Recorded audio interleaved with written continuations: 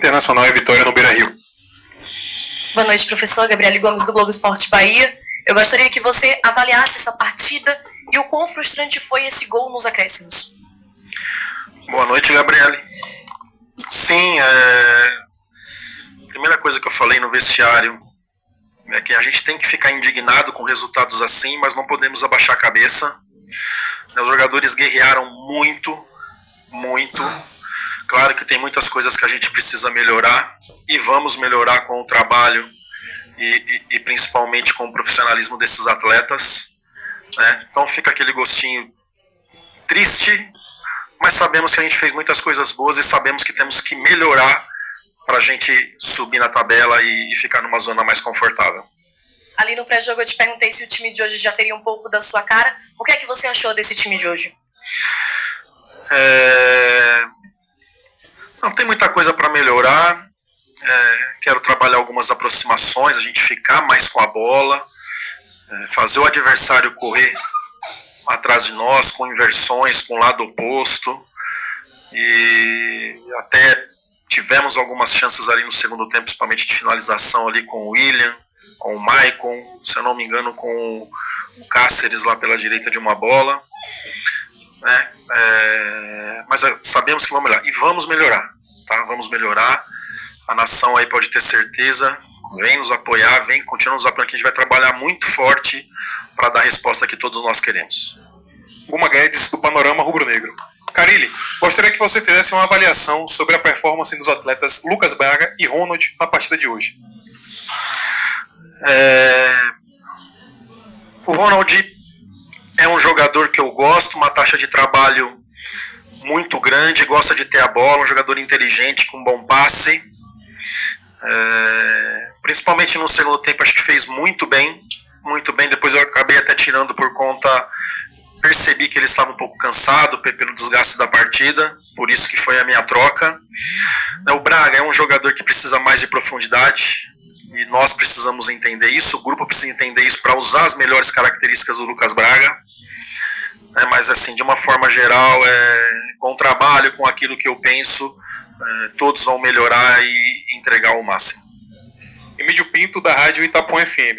Carilli, o Vitória jogou do jeito que você pediu e sofreu um gol dos acréscimos. O que você achou da equipe no dia de hoje?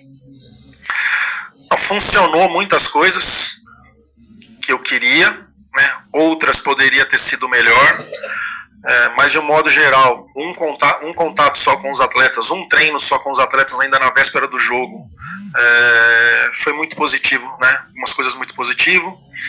Não gosto de falar de sorte, mas a gente poderia ter tido uma sorte um pouquinho melhor nessa partida, né? Para pelo menos sair com um ponto, claro que a gente vem para buscar os 3, mas pelo menos com um ponto a gente poderia ter saído se tivesse uma sorte um pouquinho melhor. Sami Farias, da página Rios SV. Carilli, sua estreia vimos um Vitória bem organizado defensivamente durante boa parte do jogo, mas que pouco conseguiu produzir ofensivamente. Na sua avaliação, o que ainda precisa ser ajustado para tornar esse time mais equilibrado, também com a bola e, consequentemente, mais competitivo? Foi um jogo onde os goleiros trabalharam muito pouco. O Lucas Arcanjo ali, não me lembro de uma defesa, só uma cabeçada ali que o atacante entrou sozinho, acabou cabeceando para fora. Não me lembro assim de um lance que o Lucas teve que ser exigido. E nós também não finalizamos muito. A minha equipe, assim, pode ter certeza que ela vai ser sempre muito organizada com a bola e sem a bola, né? Mas estamos num processo de crescimento, com o dia a dia, com as conversas e com os trabalhos a gente vai melhorar. Rafael Burgos, do Visão Colossal. Carilli, o Vitória vinha sofrendo de uma dependência do seu meio-campista Mateuzinho no último terço, o que estava irritando o próprio atleta. Nesse sentido, a boa novidade de hoje foi a utilização de um meio-campista Ronald pelo lado do campo. Dentro da sua ideia de 4-2-3-1, qual a importância de ter mais de um jogador articulador jogando ao lado do Mateuzinho? Gosto, já joguei muitas vezes assim na minha carreira, tendo um lado mais agudo e um outro lado mais construtor. Para isso a gente precisa achar o time certo para que o lateral ocupe aquele espaço. Então é importante a gente ficar com a bola, valorizar mais a posse de bola para que dê tempo da gente se posicionar dentro de campo. O Ronald fez um bom jogo e acredito que ele possa ser muito mais do que ele foi nessa questão de articular. de rodar melhor, e aí vai ser a minha orientação e com o treinamento, né? Mas já foi muito positivo, apenas com o trabalho aí na véspera do jogo, a movimentação dele, principalmente no segundo tempo. Jonas Stelman, do Gol TV. Carille, pelo jogo de hoje, você vai conversar com a diretoria sobre reforços? Tem alguma posição que já tenha detectado carência?